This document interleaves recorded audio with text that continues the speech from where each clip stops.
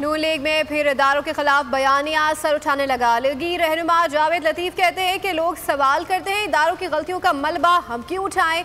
इमरान खान कहते हैं कि बंद कमरों में फैसले होते हैं। अवाम सवाल करते हैं कि हमने हुकूमत में आकर उन पर बात क्यों नहीं की, कल हुकूमत हार गई।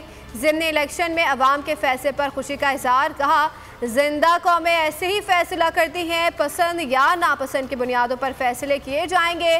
था हमने लोगों के दुखों का क्या दावा किया।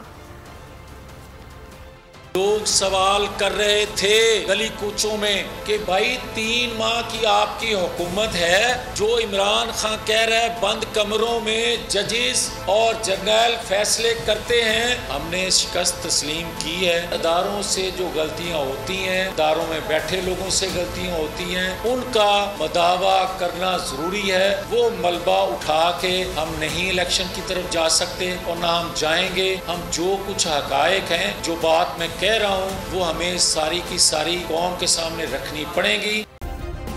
सब्सक्राइब करें और बेल दबाएं ताकि कोई खबर रह न जाए।